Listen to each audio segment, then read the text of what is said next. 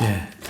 오늘 본문 우리 빌립보서 1장 우리 12절부터 14절 말씀을 중심으로 당할 때 복음의 기회로 삼자. 당할 때, 내가 당할 때 복음의 기회로 삼자. 내가 예수 믿는 것 때문에 또 복음을 전하다가 또 나는 열심히 일하는데 우리가 당할 때가 있죠. 이렇게 기도 많이 하고 복음 열심히 전하고 주의 말씀 순종 잘하고 그러면 당하는 일이 없을까요? 어쩌면 더 많을 수가 있습니다. 신앙생활을 이렇게 설렁설렁 할 때는요, 별 문제가 없습니다. 근데 신앙생활을 이제는 이렇게 내가 신앙생활 몇 년째 됐는데 이건 아니지. 정말 주님께서 말씀하시면 내가 제대로 한번 해봐야 되겠다. 이럴 때 여러 가지 일들이 생기기도 합니다. 그것은 징크스가 아니라 우리가 신앙생활 하는 데 있어서 당연한 코스입니다. 바울도 정말 다메섹 도상에서 그는 완전히 변하지 않습니까? 예수 믿는 사람들 잡아 죽이려고 박해하려고 갔다가 다메섹 도상에서 자기 의지와는 상관없이 말이죠. 하늘의 음성을 듣고 그냥 갑자기 앞이 캄캄해지고 시력 장애가 오면서 그는 이방인을 위한 택한 그릇으로 바뀌지 않습니까?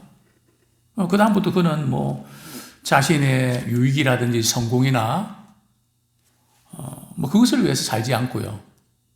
명예와 다른 사람한테 자랑할 거리기 위해서 삼지 않고 복음을 위해서 한우를 하지 않았습니까? 근데 그 얼마나 많은 고난 당합니까? 죽을 곱이 얼마나 많이 넘깁니까? 그동안 자기들을 시켰던 그런 유대인들 지도자들이 제일 먼저 핍박하고 복음 전하면 그들이 앞장서서 말이죠. 그냥 바울이 떴다 그러면 방해 공작을 펴는, 이제 바울은 순교할지도 모른다고 하는 그 상황을 직시합니다. 왜냐하면 몇몇 예언자들이 말이죠. 이 띠의 주인이 결박되고 죽을 것을 예고하면서 제발 예루살렘으로 올라가지 마십시오. 그럼 바울이 뭐라 그럽니까? 내가 복음 전하는 이 사명, 그것을 위해서는 내 생명도 조금도 아끼지 않는다. 내가 복음 전하러 가는데 괜히 나를 위한다고 생각하지 막지 마라.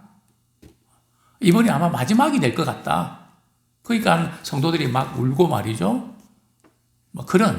지금 바울은 이제 자신이 순교당할지도 모른다고 하는 어두운 그림자가 이렇게 몰려오는 것을 그는 직시하고 있습니다. 바로 이런 상황에서 바울은 뭐라고 했을까요? 그것을 어떻게 받아들였을까요? 우리 12절 말씀, 빌립보서 1장 12절 말씀 같이 읽겠습니다. 시작.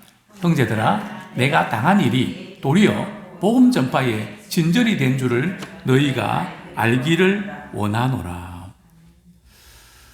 바울은 내가 당한 일이 어떤 일입니까? 복음 전파하다가 감옥에 갇히게 된 일이죠. 지금 바울이 이 복음서를, 이 빌립보서를 쓸 때에 처한 상황은 대단히 어려운 상황입니다. 처음에 로마에 끌려왔을 때는 비교적 자유로웠거든요. 사람들 자유를 만나고 또 이렇게 거처하는 집도 말이죠. 자유로웠고 죄수지만 이렇게 비교적 자유로운 신분이었죠. 근데 지금 로마 감옥, 깊숙한 감옥, 희귀한 냄새 나고 말이죠. 곤충들이, 벌레들이 그냥 이렇게 돌아다니고, 어떻게 말로 표현할 수 없는 중한 죄수들이 갇힌 바로 시위대 감옥에 지금 갇히게 된 겁니다. 당시 시위대 감옥은 말이죠. 어떤 감옥인가 하면 아주 악랄한 죄수들을 가두어두는 감옥입니다. 그리고 그 죄수들을 대하는 간수의 태도가 말이죠. 얼마나 비인격적인지. 막 모욕을 주고 말이죠. 막 학대하고, 막 그런 아주 살벌한 분위기였습니다. 바울은 복음 전하다가 이런 고난을 당해야만 됐죠. 근데 바울은 내가 무슨 죄가 많아서 내가 이런 일들을 겪어야 되나? 내가 뭘 잘못했다고 이런 고통을 겪어야 되나? 바울은 어쩌면 신앙이 흔들릴 수 있었을 겁니다. 약속은 믿지만 자신이 처한 상황은 너무 초라하고 비참하니까요. 이게 도대체 뭔가? 죽을 고기를 몇 번이나 넘기고 계속해서 고난이 겹칠 때에. 그러나 바울은 내가 당한 일들 빌립보 교인들에게 구체적으로 알리려고 하지 않습니다. 내가 당한 일이 도리어 복음의 진보가 된 줄을 너희들이 제발 알았으면 좋겠다. 바울의 이 심정을 우리가 어떻게 이해할 수 있을까요? 자신이 당한 일에 묶이지 않습니다. 우리는 우리의 처한 상황에 많이 매이곤 합니다. 자녀 문제든 직장 문제든 돈 문제든 건강 문제든 물론 우리에게 그것이 대단히 소중합니다. 그런데 이 세상을 살면서 참 생각지 않은 이런 많은 일들 겪지 않습니까? 저도 이번 이렇게 6월 6일 날 정선에 이렇게 좀 갔다가 시간 좀 짧은 코스거든요. 딱 스케줄 잡아놓고 할인 티켓까지 말이죠. 받아놓고 아침부터 비가 얼마나 오는지. 그래서 지금 갔다 와서도 조금 아쉬움. 무슨 일이 어떻게 생길지 참 모르는 그게 우리 인생 아닙니까? 신앙생활도 마찬가지 아닙니까? 근데 그런 일이 겪을 때 우리는 그걸 어떻게 받아들인가? 누구 때문에 내가 이렇게 됐다. 이렇게 받아들일 수도 있고요. 내가 죄가 많아서 그렇다. 그럴 수도 있고요. 그게 다 틀린 것은 아닌데 그렇게 초점을 맞추는 것은 우리를 불행하게 만듭니다. 그래서 우리는 당할 때 도리어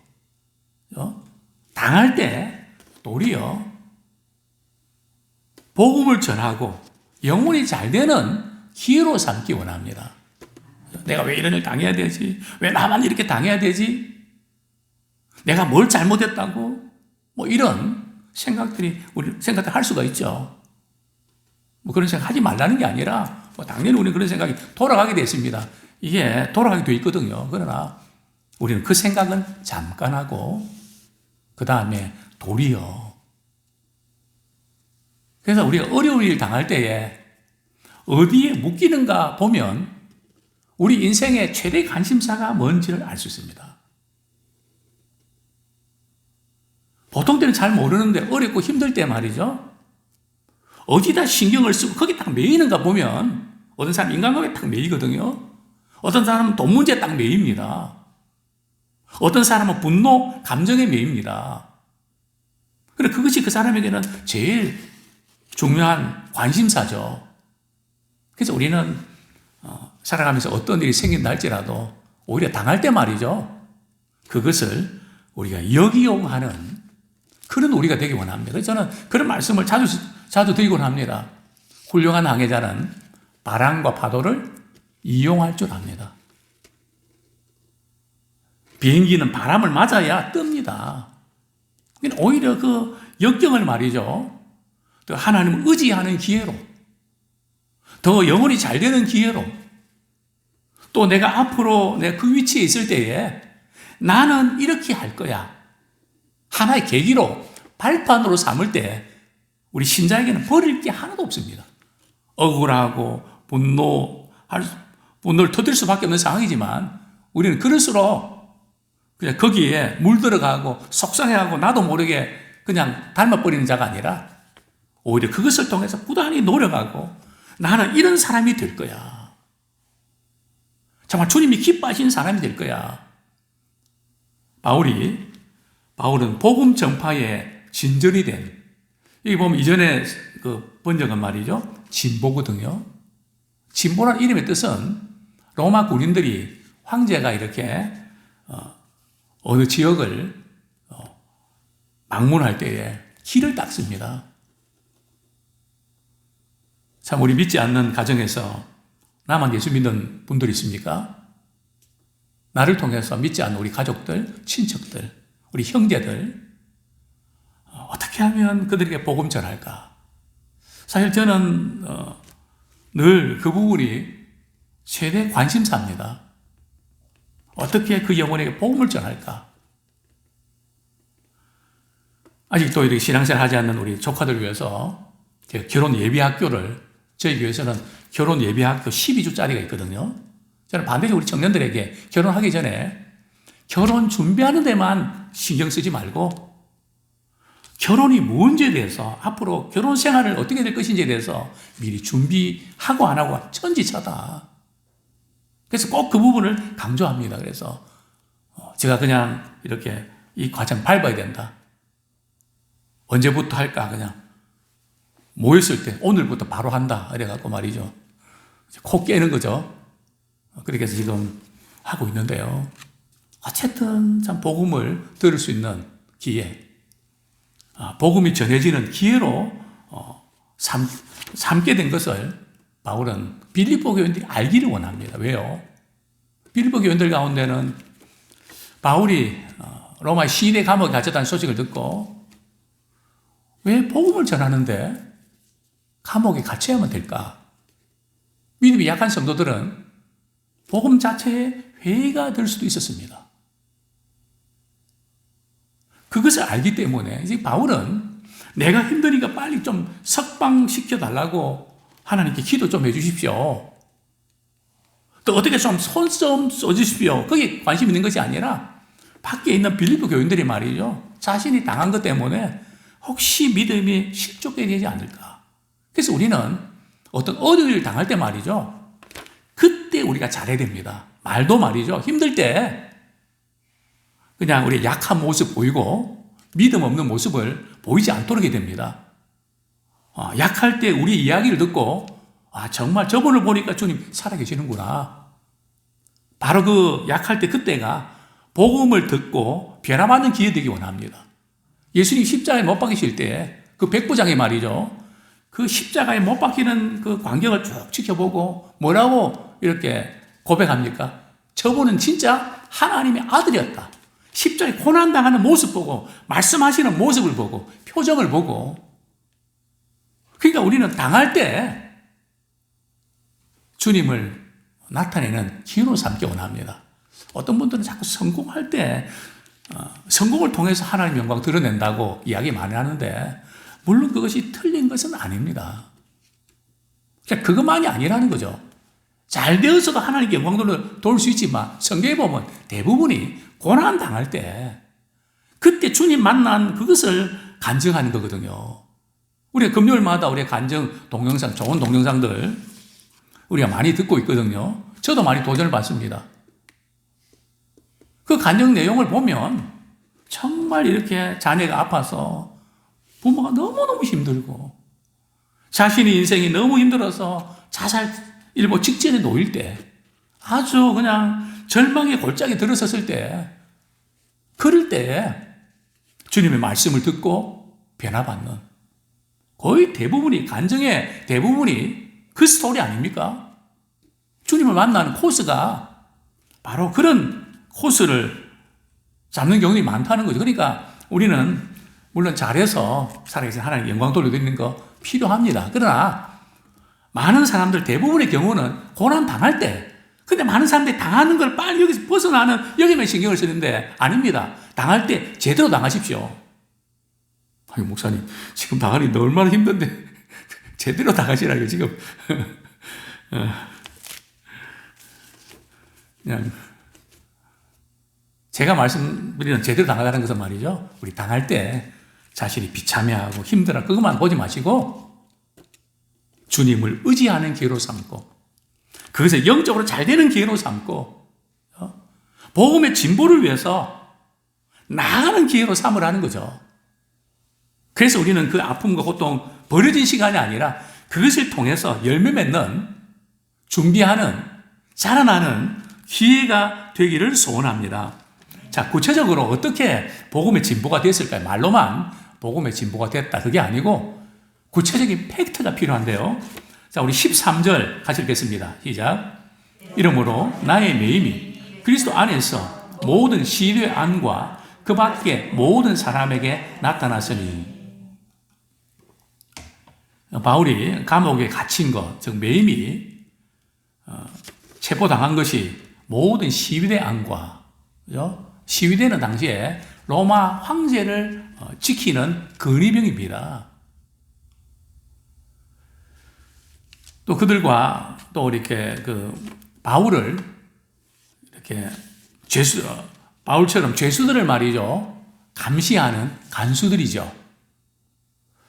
당시에 이 시위대 병들은 죄수들을 이렇게 지켰다고 합니다. 죄수들은 이렇게 쇠사슬에 묶여 있거든요. 그럼 왼쪽, 오른쪽 간수들이 같이 쇠사슬에 묶습니다. 그리고 이렇게 앞에 말이죠, 두 사람 보초를 섭니다. 그럼 보통 한 조에 4명이거든요. 그러면 뭐 사교대를 하면 적어도 16명 이상이 되겠죠. 그 다음에 뭐 이렇게 조금 사람이 바뀌면 더 될 수 있고요. 근데 이 간수들이 가만히 보니까 바울은 좀 특이하단 말이죠. 벌써 말하는 게 다릅니다. 표정이 다릅니다. 저 사람 도대체 어떻게 저럴 수가 있을까? 왜냐하면 주 안에서 항상 기뻐하는, 뭐 큰 죄를 지어서 온 것도 아닌데 복음 전파하다가 왔다 그러는데 어떻게 저 사람은 저렇게 표정 속에서, 언어 속에서 느끼는 게 완전히 다르단 말이죠. 그래서 바울은 그들에게 복음을 전합니다. 또 바울이 로마 황제에게 말이죠, 또 이렇게 이스라엘 왕들에게, 또 로마의 고위 관리들에게 지금 재판을 받는데, 재판 받는 그런 과정에서 말이죠, 변호를 하는데 간증을 하는 겁니다. 막 복음을 전파하는. 그러니까 바울은 어떤 상황 속에서도 당할 때 복음을 전하는 기로 삼았다는 거죠. 우리도 마찬가지입니다. 우리가 때로는 물질적인 손해를 보셨습니까? 경제적인 어떤 어려움들을 이렇게 겪었습니까? 나한테 너무나 이렇게 많은 정신의 고통을 준 분들이 있습니까? 오히려 그런 사람들이 있을 때에 우리는 그 기회를 복음을 전하는 기회로 삼기 원합니다. 때로는 자동차 접촉사고 났을 때 뭐 어쩔 줄 몰라 하고 막 그럴 때 말이죠, 너무 걱정하지 말라고,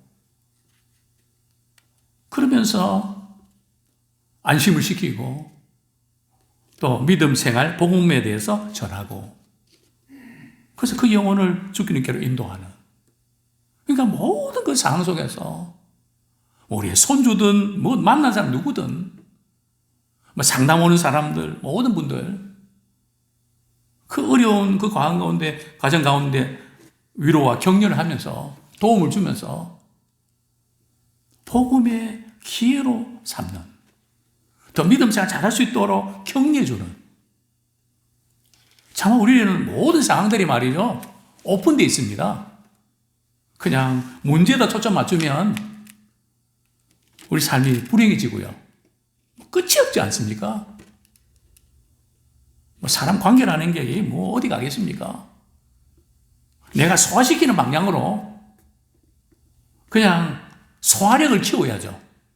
마치 포철에 그 뜨거운 용광로에 말이죠, 쇠붙이를 붙이면 녹듯이 어떤 상황이 내 속에 나에게 다가와도 그것을 녹일 수 있는 능력, 주님의 눈으로 해석할 수 있는 능력, 그 키울 때 그 어떤 것이 와도 우리에게는 플러스 요인이지 불행 요인이 되지 않습니다.